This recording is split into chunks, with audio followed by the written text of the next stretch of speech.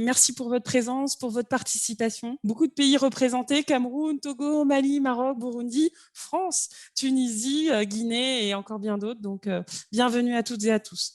Donc, nous avons aujourd'hui le plaisir d'accueillir Dieneba Ouedraogo du Burkina Faso, Virginie Kremer du Luxembourg, Othman Chauki de France et Mélanie Vion de France aussi qui conclura nos échanges. Alors, je passe la parole avec plaisir à Othman Chauki, qui est chargé de mission études et valorisation au F3E et qui va nous raconter ce qu'est une étude d'effet et d'impact et d'autres éléments pour introduire notre échange de ce jour. Othman, je vous laisse la parole. Merci beaucoup pour cette introduction, Laïla. Donc, je suis Othman Chauki du F3E, qui est un réseau de environ 80 associations de solidarité internationale et collectivités territoriales en France. Notre rôle, là, j'ai eu le plaisir d'accompagner Laïla et la plateforme ELSA dans le cadrage de cette étude des effets et des impacts. Et nous cofinançons aussi cette étude. Je vais tout d'abord placer le contexte de qu'est-ce qu'une étude des effets et des impacts pour vous aider à comprendre pourquoi la plateforme ELSA a choisi ce type d'étude. Vous êtes peut-être familier et familière avec les évaluations, mais les études des effets et des impacts, elles vont aller au-delà des résultats attendus. Elles vont aller chercher ce qu'on appelle les effets, ou ce qu'on peut appeler les changements, qui interviennent dans le contexte d'intervention du projet, d'un programme, d'une structure ou d'une action. L'étude des effets et des impacts, elle permet de voir les effets sur le temps long. Elle va surtout s'attacher à regarder les représentations, les comportements, les dynamiques d'autonomisation ou les relations entre acteurs. Donc, ça va vraiment être des choses qui mettent du temps à se mettre en place et sur lesquelles il faut un certain recul. L'étude des effets et des impacts, elle nécessite d'avoir une vision sur le long terme. Et c'est pour ça qu'on parle d'impact et non pas de résultats. Elle a pour objectif l'amélioration des pratiques et elle permet de favoriser le dialogue entre les acteurs d'une structure. Elle permet d'apprécier la stratégie et la démarche d'intervention d'une structure, et c'est notamment ce que la plateforme ELSA cherche à faire, et en quoi et comment l'intervention là, dans notre exemple, la plateforme, comment est-ce que l'action de la plateforme a contribué aux changements qui ont pu être observés. Comme on parle de processus complexes avec des dynamiques multiples, de nombreux facteurs, une multitude d'intervenants et des interactions denses, on ne va pas chercher à attribuer l'impact. Donc, cette étude, elle ne va pas essayer de dire que c'est la plateforme ELSA toute seule qui a impacté, mais plutôt d'aller voir dans quelle mesure, de quelle façon est-ce que la plateforme ELSA a contribué au renforcement des capacités des acteurs ou des actrices, par exemple.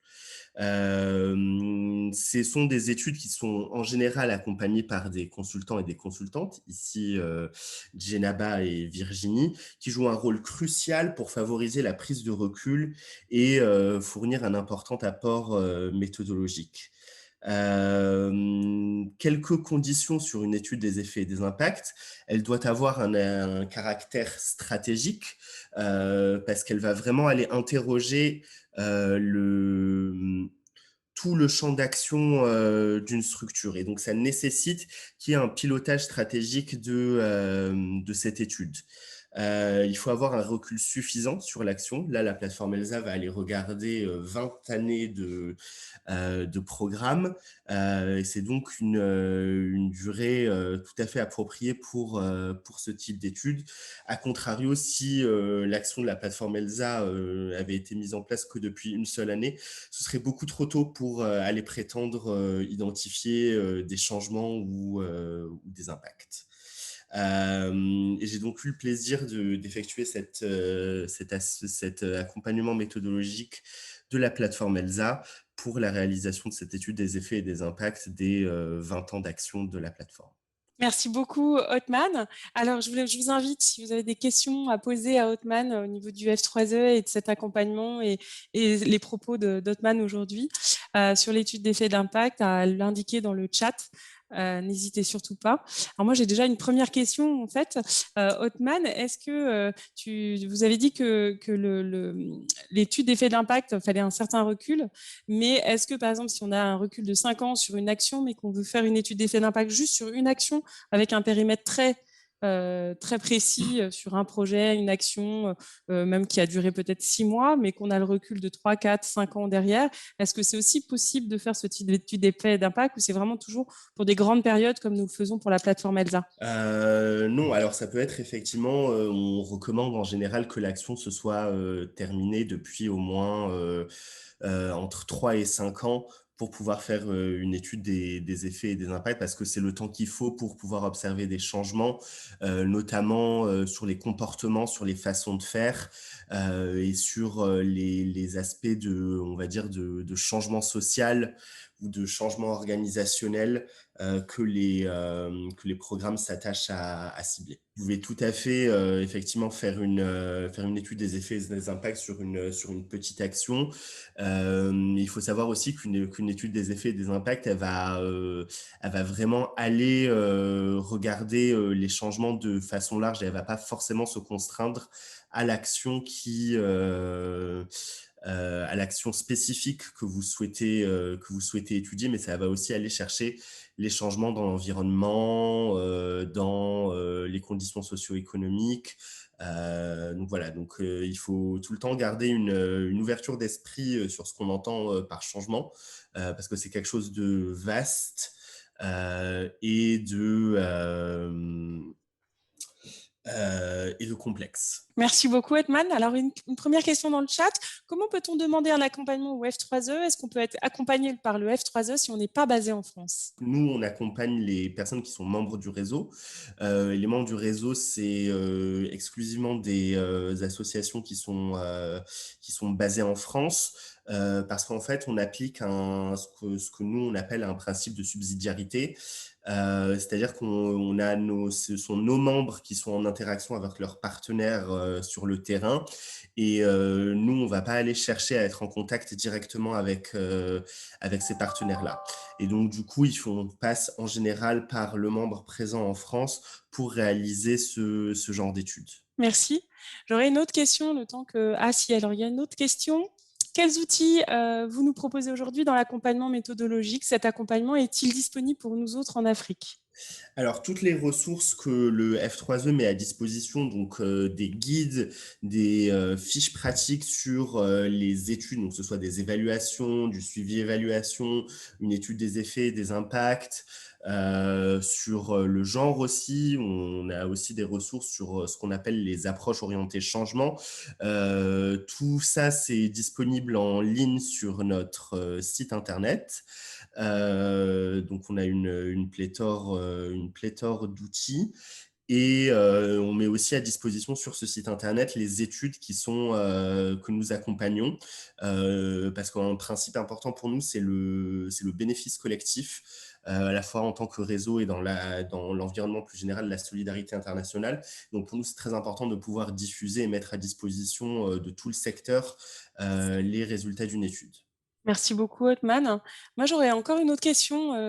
Pourquoi les études de ce type d'effets et d'impact sont-elles dites rares? Est-ce que c'est uniquement dans le milieu associatif ou c'est plus particulièrement dans la santé? Voilà, merci beaucoup pour ton recul, Othman. Alors oui, effectivement, ces études, elles sont pas fréquentes parce qu'en fait, c'est des études qui souvent demandent ça demande surtout de l'argent en fait. Et en général, les ONG ont un budget pour l'évaluation. Mais pas forcément assez pour faire et une évaluation et une étude des effets et des impacts. Donc, comme je l'ai dit tout à l'heure, c'est vraiment un exercice de pilotage stratégique, une étude des effets et des impacts, et il faut qu'il y ait une volonté dans la gouvernance, aussi une habitude et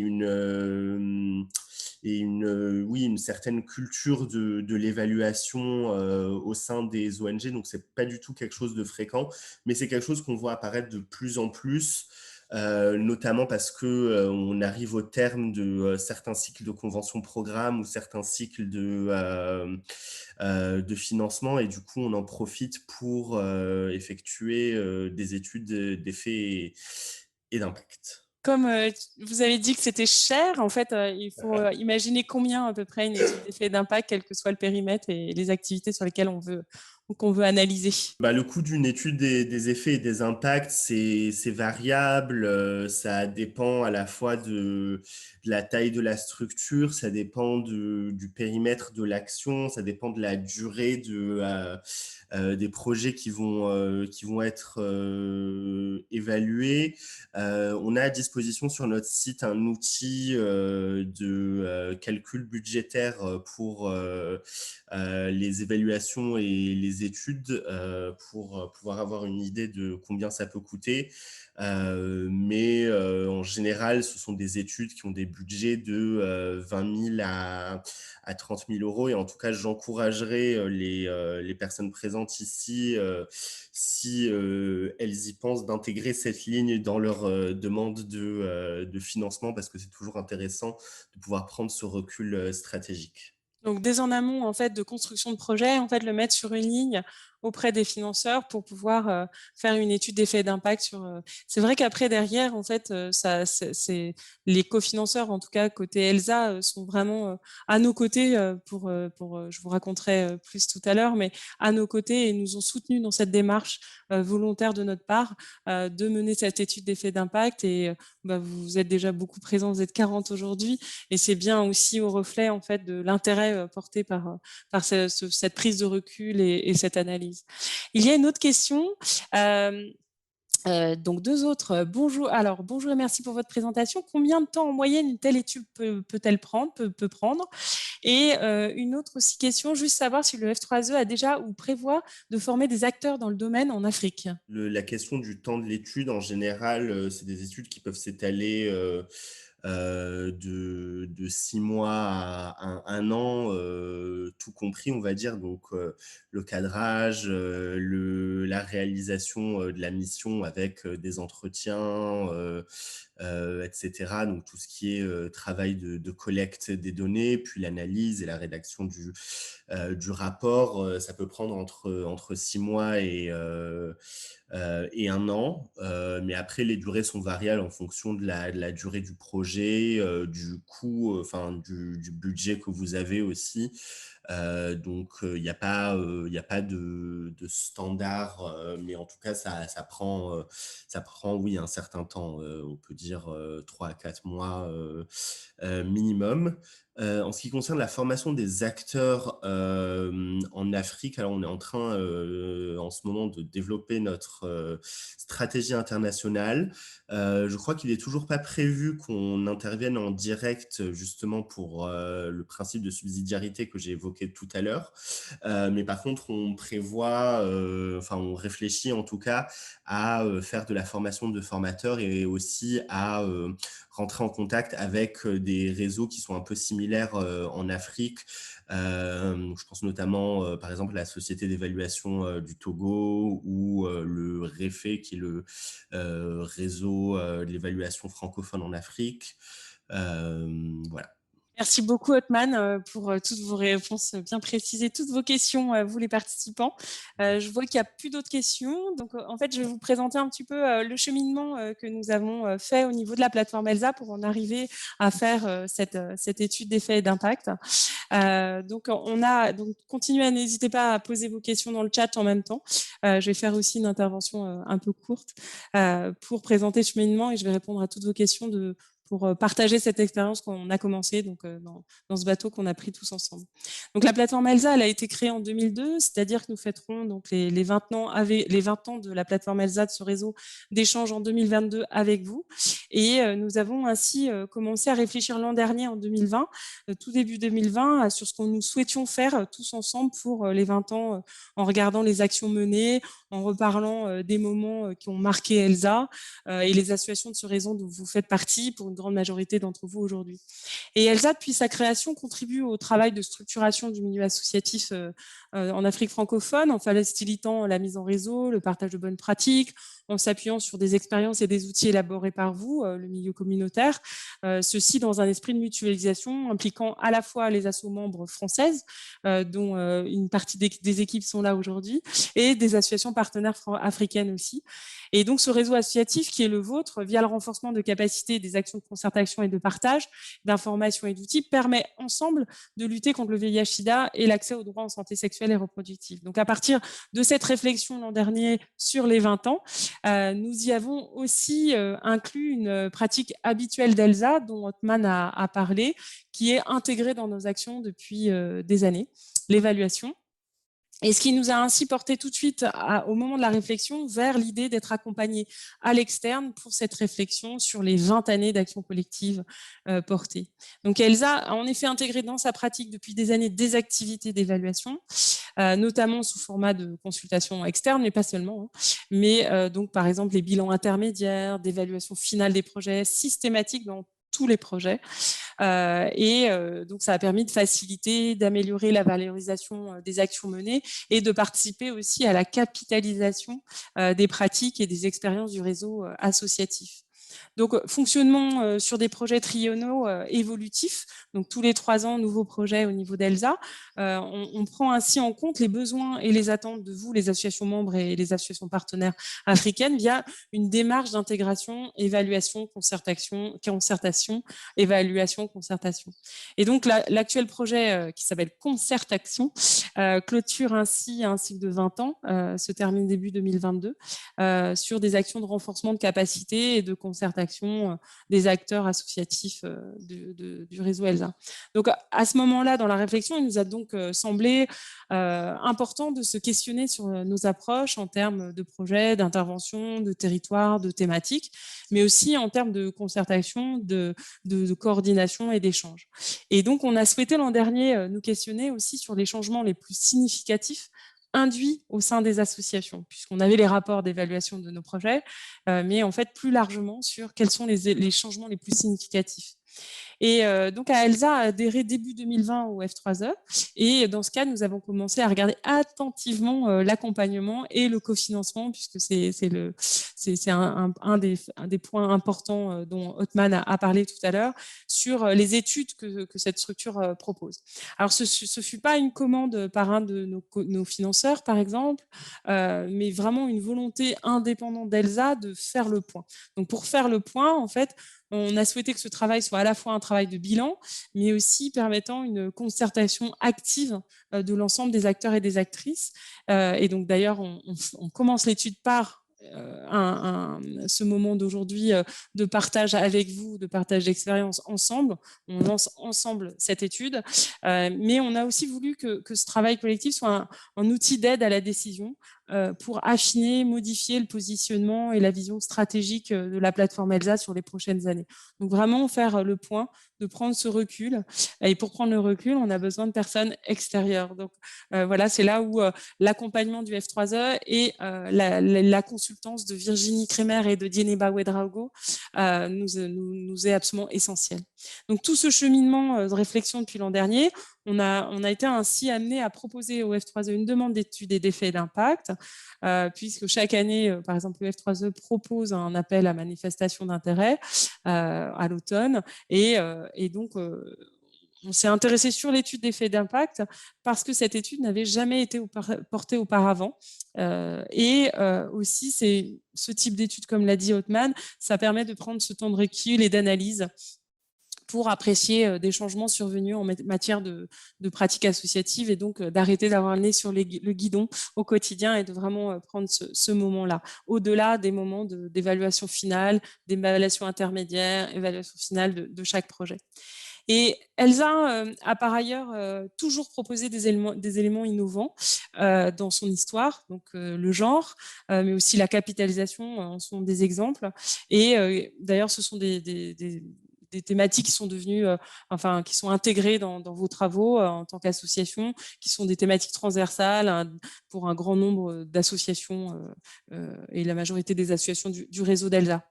Donc, mener des études d'effets et d'impact sont dans le milieu associatif moins courant, comme on en a parlé tout à l'heure. Et donc, on s'est vraiment intéressé, ça nous a un petit peu titillé de voir, mais c'est quoi ce type d'études d'effets et d'impact? Et on a eu envie de se lancer en fait dans cette aventure et de la partager comme d'habitude avec vous. Pour vous donner aussi, vous aussi, peut-être l'envie de vous lancer dans ce type d'études. Voilà, nous avons aussi choisi de la porter sur une période longue de 20 ans. Alors, ça peut peut-être faire peur aussi au départ. On s'est dit, oh là, 20 ans, mais en même temps, nous, c'était l'objet de notre réflexion. Donc, simplement, en fait, ça peut porter, comme l'a dit Othman, sur une période bien plus courte ou un périmètre d'action plus resserré, mais tout en ayant ces 3 à 5 ans de recul nécessaires dans le temps pour justement avoir le temps. Et pour résumer, en fait, il nous a donc fallu environ 6 mois de réflexion, 6 mois de montage de l'étude pour rechercher un financement, déposer le dossier, écrire en fait l'étude, ce qu'on recherchait, du pourquoi, du comment, qu'est-ce qu'on cherchait exactement, et obtenir un accompagnement et donc ce financement puis aussi toute la période pour trouver des consultants qui répondent à ce type d'études, puisque comme elles sont rares, les compétences dans ce type de consultance sont aussi pas si courantes dans le milieu de la santé en tout cas, voilà, et que nous partageons aujourd'hui. Donc, nous avons décidé de faire ce webinaire de lancement pour partager cette expérience avec vous, mais aussi il y aura un webinaire de clôture donc l'étude s'arrêtera en mars-avril 2022. Donc, il y aura aussi un webinaire de clôture où on va partager avec vous l'ensemble des résultats. Et entre-temps, on a besoin de vous pour, pour, euh, pour cette grande concertation entre nous, quoi. Voilà. Laïla, pour les associations qui ont envie, à qui on donne envie en ce moment-là de se lancer dans une étude comme la nôtre, est-ce qu'il y a des choses à faire ou à ne pas faire? Alors, on n'est pas encore arrivé jusqu'au bout, donc on n'a peut-être pas tiré toutes les leçons, mais est-ce que si tu avais un conseil à donner, qu'est-ce que ce serait? Déjà, c'est ce que Hotman a dit, un portage politique, c'est-à-dire vraiment que l'équipe en fait qui décide, qui valide et qui actionne aussi l'équipe opérationnelle ait envie en fait de se lancer dans cette prise de recul et de poser les choses, parce que la mise en place demande du temps, hein, d'écriture, de réflexion, de réunion, de discussion entre nous avant de poser en fait le dossier ou la demande, que ce soit auprès du F3E, mais aussi auprès d'autres cofinanceurs qui sont tout à fait vos cofinanceurs habituels, peuvent être intéressés de vous financer une telle étude et que vous le mettiez sur une ligne de votre budget associatif quand vous déposez vos demandes.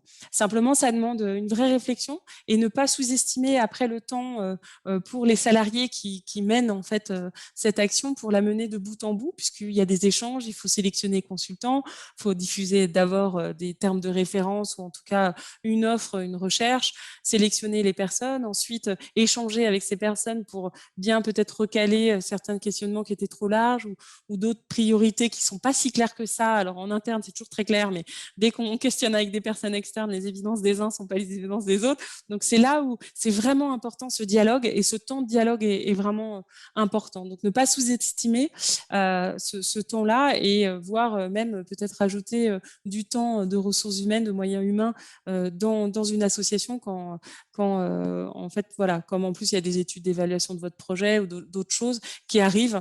Voilà, et ce temps de dialogue au préalable, avant de lancer l'étude, est vraiment important pour poser les jalons, quitte à passer un peu plus de temps là-dessus et après se lancer, mais ça vaut vraiment le coup. Après, c'est vrai que c'est vraiment motivant, c'est-à-dire d'être à plusieurs, de réfléchir à plusieurs, d'obtenir des financements. Donc, c'est comme un petit peu un mode projet, ce qu'on appelle les modes projet. Donc, on a l'idée, après, on la pose par écrit, on la propose à des financeurs et après, ça fonctionne et après, elle se réalise. Donc, c'est assez motivant. Et c'est vrai que 20 ans dans une structure ou 10 ans ou 5 ans ou un énorme projet qui a pris beaucoup de temps ou d'énergie pour tout le monde, c'est vrai que c'est assez fabuleux et c'est presque un luxe de prendre justement ce recul pour voir quels sont les effets et les impacts de notre action au quotidien pour se sentir encore plus utile demain et de se sentir aussi utile au présent.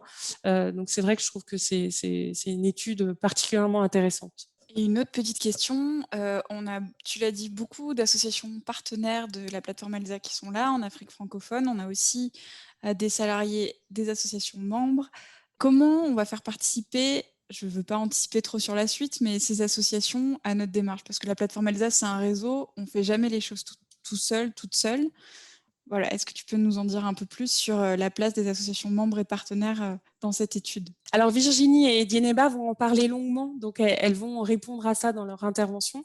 Mais oui, tout à fait, en fait, on va vous questionner, vous solliciter et on vous remercie par avance pour le temps que vous prendrez, parce que le réseau ELSA, sans vous, les associations membres françaises, et sans vous, les associations partenaires africaines, ELSA n'existe pas. Donc en fait, c'est vraiment important que pour la suite aussi, pour la construction des prochains projets, en fait, de ce temps-là que vous pourriez nous consacrer en fait pour cette étude quand les consultantes vont vous contacter, de le fournir pour que aussi on réponde avant tout à vos préoccupations, vos interrogations et qu'on puisse continuer à avancer ensemble et répondre toujours au plus près de vos besoins et de vos attentes et des attentes de vos équipes. Voilà. Merci Leïla. Et je crois que Virginie et Dinema vont aussi répondre à la question d'Awa qui est quelles sont les particularités d'une telle étude effet à impact. En effet, ce n'est pas une étude comme les autres.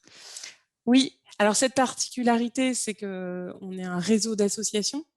Donc en fait, par exemple, concrètement, la difficulté, c'est bon, ok, on identifie tel changement, il y a à telle période cette période de 20 ans, mais ce changement-là, comment c'est qui en fait? C'est Elsa en tant que structure, ce sont les assos partenaires parce qu'elles ont travaillé ensemble à ce moment-là avec un accompagnement Elsa.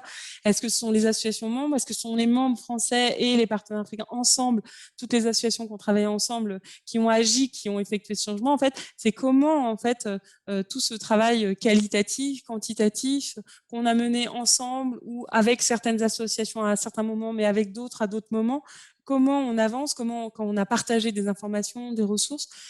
Voilà, et c'est là où cette particularité, elle est vraiment très particulière justement sur.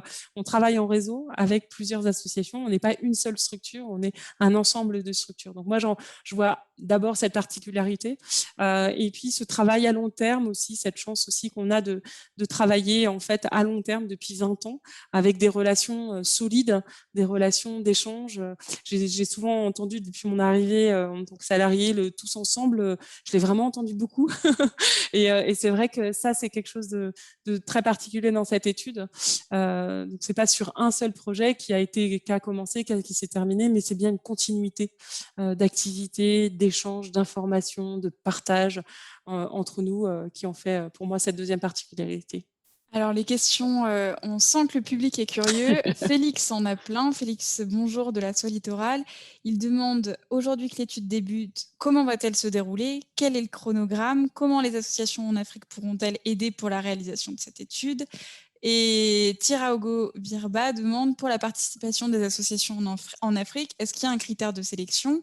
Ou bien est-ce que c'est toutes les associations qui seront concernées? Je crois qu'il est temps de donner la parole à Virginie et Dieneba. Voilà, donc merci beaucoup pour ces deux questions qui déjà sont un reflet de votre enthousiasme sur cette étude et vraiment ça fait chaud au cœur parce que sans vous cette étude elle ne pourra pas voir le jour, donc merci. Et puis en effet je vois le sourire de Dieneba et de Virginie qui vont vous répondre activement à ces deux questions, qui vont vous expliquer concrètement.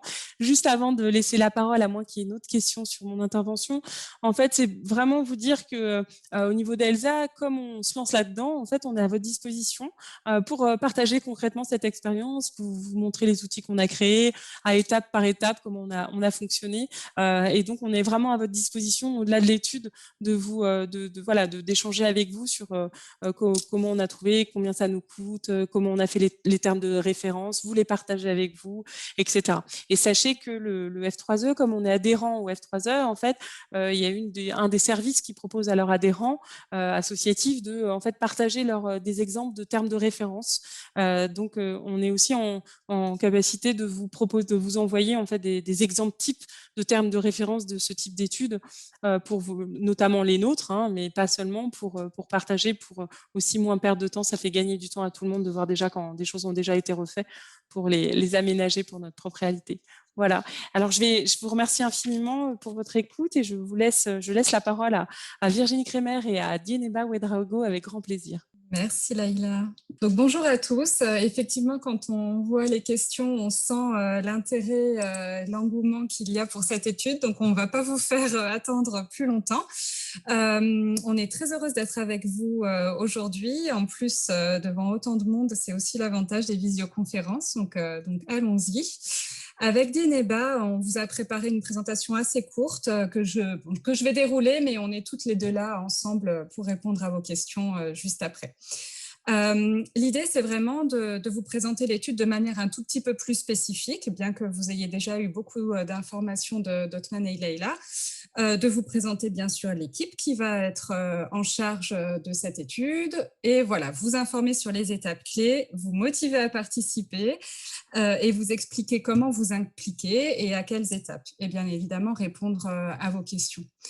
Pour l'équipe, vous aurez majoritairement face à vous un binôme, Dineba et moi-même.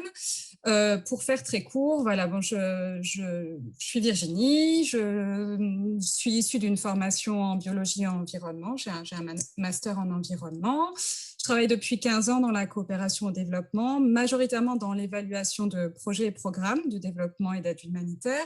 Aussi la formation d'adultes, ingénierie pédagogique, les statistiques aussi de l'environnement.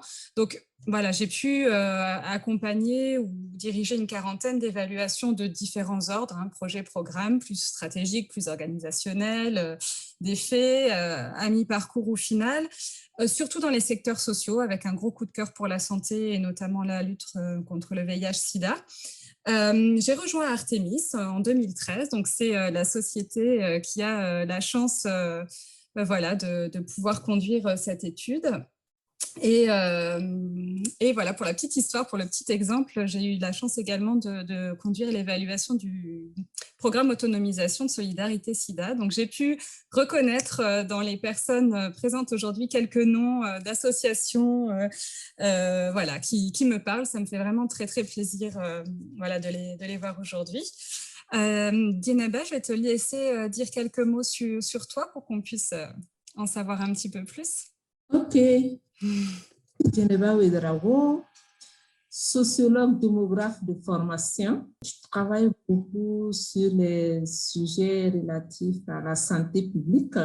Longtemps travaillé avec John Hopkins University sur les évaluations des programmes planification familiale VIH-Sida et tout ce qui concerne la santé publique. Je suis spécialisée en recherche-action dans le domaine de la santé publique.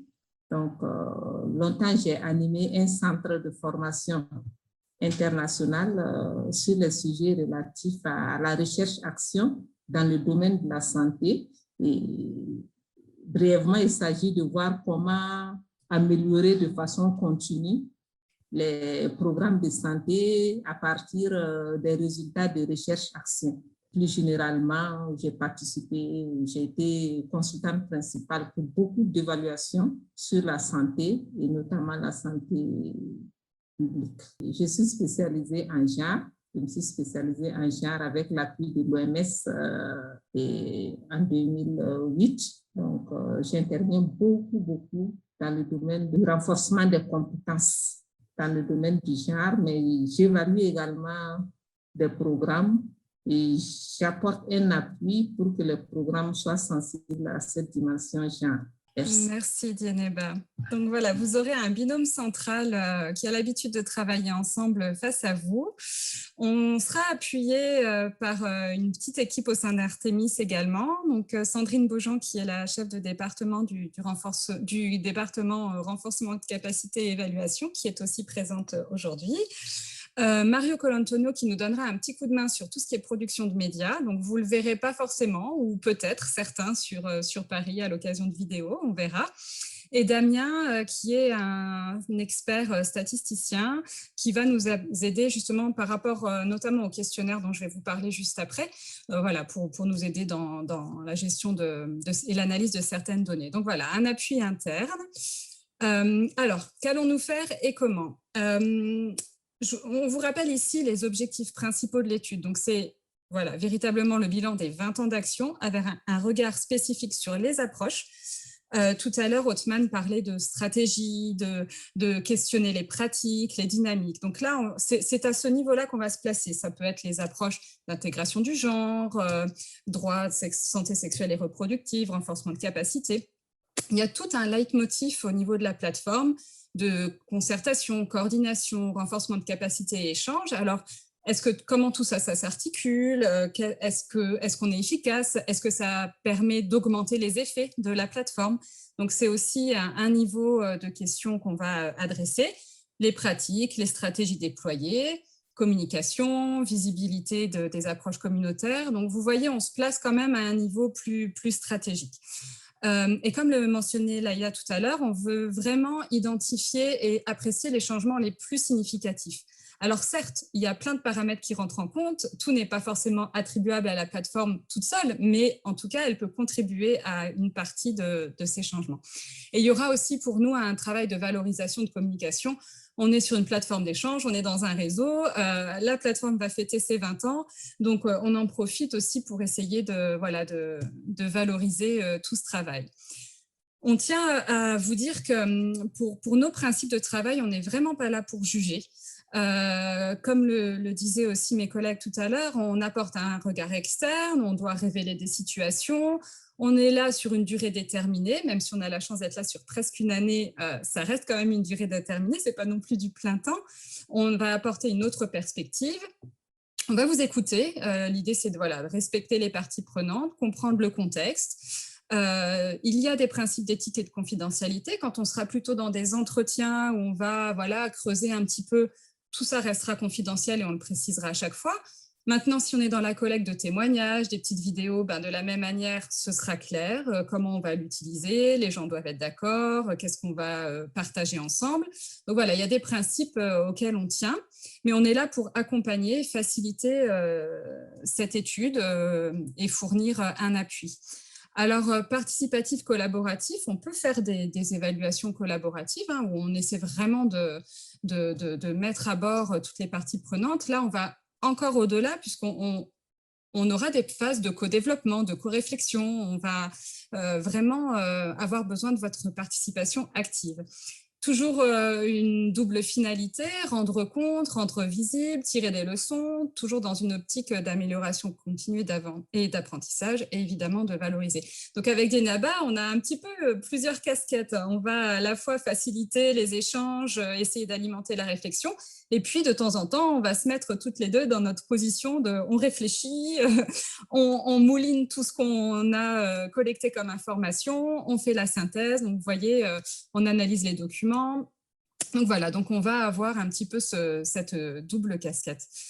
Je voulais juste revenir, mais très brièvement, parce que Othman en a parlé aussi. Beaucoup d'entre vous, et Leïla le mentionnait également, sont déjà quand même coutumiers des évaluations. Donc sur la partie droite de l'écran, vous voyez, on a essayé, de manière très synthétique, de mettre un petit peu, qu'est-ce qu'on pourrait dire à ce niveau-là. On ferait l'évaluation, on se concentrerait vraiment sur les résultats des programmes successifs, la chaîne logique d'intervention, les critères du comité d'aide au développement de l'OCDE que vous connaissez, j'en suis sûre, quasiment tous, un avis externe indépendant, ce seraient nos conclusions, nos recommandations, bien qu'on les expliquerait très clairement, vous pourriez ne pas les partager non plus, mais on pourrait aussi avoir du collaboratif et c'est très important dans une évaluation. Dans cette étude, on va vraiment se concentrer sur la compréhension des objectifs évolutifs, parfois de la plateforme, des impacts au niveau des associations. Est-ce qu'on a produit les effets qu'on attendait? Est-ce qu'on les a atteints? Ou est-ce qu'on a même provoqué d'autres changements au-delà? C'est possible aussi. On va mettre l'accent sur du qualitatif, essayer de comprendre ce qui a changé pour vous, donc de collecter des témoignages et d'avoir cette approche de valorisation conjointe et hautement participative. Alors, il y a quand même des points communs entre ce type d'études, toujours dans le fait d'essayer de rendre compte, de tirer des leçons, d'en apprendre, de continuer à s'améliorer. un positionnement avec externe des consultants. On apporte un appui de l'extérieur avec notre expérience professionnelle. On vous aide à prendre du recul, relever la tête du guidon, comme disait Leïla. Et puis, on va aussi travailler sur des matrices de questionnement qui vont vraiment nous guider dans notre travail, parce que oui, 20 ans, au début, ça peut faire peur, effectivement. On avait fait 10 ans avec Expat France, on s'est dit, allez, on double avec la plateforme ELSA. Donc, il y a de la matière, mais donc il faut aussi que nous, on soit bien guidés, bien sur les rails, et c'est l'intérêt d'une phase de cadrage aussi. On va analyser les documents, faire des entretiens, faire la synthèse, voilà, et avoir nos principes d'éthique et de confidentialité. Donc, il y a des points communs, mais j'espère que vous discernez peut-être un petit peu plus maintenant les différences qu'il peut y avoir. En tout cas, il ne faudra jamais hésiter à nous poser des questions au moment où on pourra se rencontrer. On a besoin de vous, c'est certain. C'est vous qui détenez l'information, c'est vous qui avez vécu la plateforme, alors certains peut-être depuis le début, d'autres depuis moins longtemps. Alors, quand est-ce qu'on va avoir besoin de vous et quel intérêt pour vous aussi? On a plusieurs étapes auxquelles on va vous solliciter. Alors, quelqu'un posait la question tout à l'heure de l'échantillonnage, éventuellement, de qui allait être concerné par l'étude.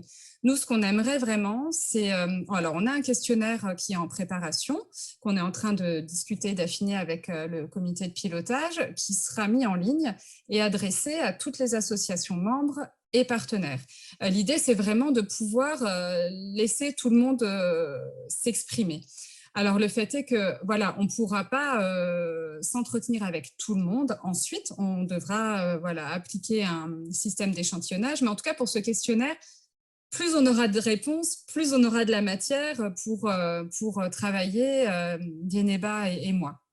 Donc, on va vous solliciter là-dessus. On espère que vous pourrez répondre à ce questionnaire. Ensuite, on va s'entretenir bien sûr avec les 4 associations membres, plusieurs personnes de ces associations, et à peu près une vingtaine, c'est l'échantillonnage qu'on a estimé à ce stade avec Dieneba, d'associations partenaires. On a défini des critères, en tout cas on a proposé des critères de sélection qui peuvent concerner l'historique de l'association par rapport à la plateforme ELSA, à un certain degré de maturité, peut-être certains critères géographiques aussi. On aimerait couvrir aussi les différents domaines pris en charge, population clé, enfin profil des associations. Donc on a proposé un certain nombre de critères qui vont nous permettre d'échantillonner. Donc, on ne pourra certainement pas parler avec vous tous, mais on essaye d'avoir un échantillon le plus représentatif possible.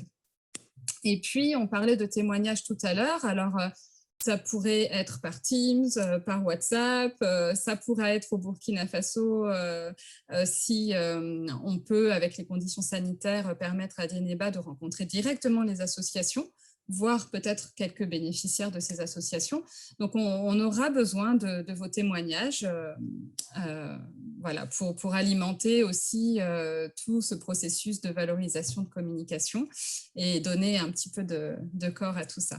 Leïla parlait aussi d'ateliers. Donc, je vais en parler après. Donc, il y a effectivement cet atelier de clôture aussi, de restitution. Nous, on a proposé aussi un atelier intermédiaire peut-être au mois de septembre, mais ce n'est pas encore confirmé. Donc, où il s'agirait peut-être de discuter ensemble du contexte dans lequel la plateforme évolue, force, faiblesse, opportunité, menace, de ce que vous apporte aussi les interventions de la plateforme, ce qui marche très bien, ce qui marche peut-être moins bien, de définir peut-être ensemble des priorités. Enfin, en tout cas, encore une fois, vous détenez l'information et vous avez l'expérience de la plateforme. Donc, c'est à ce niveau-là qu'on a besoin de vous. Et ce qu'on espère surtout, et c'est le but, c'est que cette étude, elle puisse vous fournir un retour d'expérience sur les effets de la plateforme, aussi dans le sens, voilà, je m'y investis, je m'y intéresse, je participe à certains événements. Quels effets ça a pour moi tout ça? Voir un petit peu tout ce que ça peut vous apporter. Et parfois, c'est bien que quelqu'un d'extérieur vous dise « Waouh, c'est ça que ça a permis ». Et voir ouvrir de nouvelles perspectives pour la suite, peut-être des orientations, réorientations? Est-ce qu'il y a des approches peut-être à optimiser? Est-ce qu'on répond toujours bien aux besoins? Enfin, voilà, pour ouvrir un petit peu des perspectives pour les suites. Donc, on espère que vous serez motivés pour nous accompagner dans notre étude. Et pour les étapes clés, on parlait tout à l'heure de presque 1 an ensemble dans le même bateau, comme disait Leïla. Là, on est vraiment encore dans la phase de lancement, de cadrage. Hein. C'est vrai que c'est très important pour une étude de cette envergure de bien être sûr qu'on est sur la bonne voie tous ensemble. Donc, on a cet atelier aujourd'hui et il y aura ce questionnaire qu'on prévoit de vous envoyer, on espère, d'ici la mi-juin. Donc là, voilà pour le démarrage sur les mois de mai et juin. Ensuite, il va y avoir toute cette phase de collecte et d'analyse des informations, à la fois les réponses au questionnaire, les documents qu'on a commencé à étudier avec Dieneba, les entretiens, les points d'étape qu'on va pouvoir faire avec le comité de pilotage et peut-être cet atelier. Donc là, on va vraiment mouliner tout ça, Dieneba et moi, on va beaucoup en parler, on va faire fonctionner notre matière grise pour arriver à des constats sur ces effets et ces changements. Et là, on se positionnera entre juin et septembre, grosso modo. Enfin, de septembre à mars, on va rentrer dans cette phase plus de synthèse. Donc, évidemment, il y aura un rapport d'étude, il y aura aussi un rapport synthétique, il y aura une restitution. Le rapport, il y en aura un intermédiaire et un final. On aura à produire les médias de communication. Donc, on vous sollicitera peut-être encore entre septembre et mars pour de nouveaux enregistrements ou des témoignages, le temps pour nous de produire tous ces éléments et d'arriver, oui, voilà, sur mars. J'ai mis septembre à mars, mais voilà, ça pourrait être mars-avril sur la clôture. Donc, voilà un petit peu pour le chronogramme. On espère que ça répond au moins partiellement à certaines de vos premières questions. Et en tout cas, si vous en avez d'autres, Dieneba et moi, on se tient avec plaisir à votre disposition. Merci beaucoup Virginie, Dieneba, pour cette présentation que vous avez construite toutes les deux ensemble. Alors moi, j'ai une question, Virginie et Dieneba. Pourquoi une telle étude vous avez intéressé quand vous avez proposé en fait de la mener avec Virginie? Nous sommes dans un domaine qui intéresse déjà Artemis, puisque nous avons fait déjà plusieurs évaluations dans ce domaine. Donc, nous étions déjà dans notre champ d'action. Et évaluer une plateforme, ce n'est pas donné tout le temps. C'était quelque chose aussi de nouveau, parce que c'est une plateforme avec plusieurs organisations tout autour. C'était un défi pour nous. On s'est dit, bon, voilà quelque chose. On a déjà fait des évaluations, mais rarement des évaluations d'une plateforme et qui est centrée plus sur les compétences, différents domaines dans la santé publique. Voilà un domaine qui intéresse beaucoup Artemis, mais évaluer une plateforme aussi, c'est un défi. Ce n'est pas quelque chose qui nous est inconnu, mais c'est un défi. Et en plus, c'est le caractère qualitatif aussi. Parce que les évaluations d'impact, ce qu'on connaît jusqu'à présent, on parle d'indicateurs de baseline et puis après on voit comment ces indicateurs ont évolué. Mais là, ce n'est pas ça. On n'a pas d'indicateurs, mais on est dans du qualitatif. Et le qualitatif, c'est quelque chose qui n'est pas donné à tout le monde de le faire et ça demande beaucoup d'investissement. Ça demande vraiment du temps, mais également de l'investissement dans le domaine, puisqu'on ne parle pas d'indicateurs, mais on parle de domaine.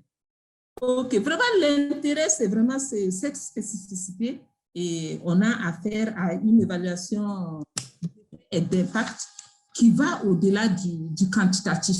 Ce n'est pas des chiffres que nous allons balancer, mais vraiment aller au-delà pour voir en quoi ce programme, cette plateforme contribue à la promotion de la santé publique, notamment en ce qui concerne la lutte contre le VIH-Sida, mais plus globalement, le programme de santé sexuelle et reproductive.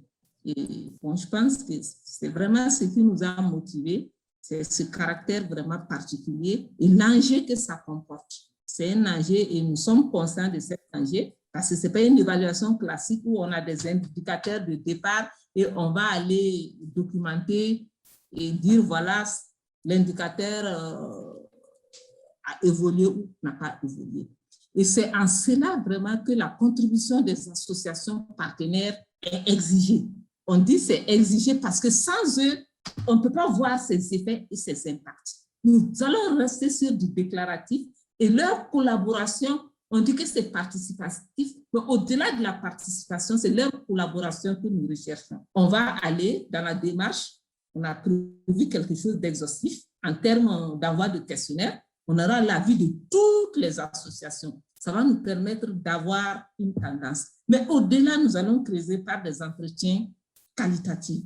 Aller chercher vraiment l'information et en cela, l'ouverture et la qualité de la collaboration des associations partenaires est vraiment important pour nous. Et leur rôle est vraiment important dans cette évaluation d'effets et d'impact.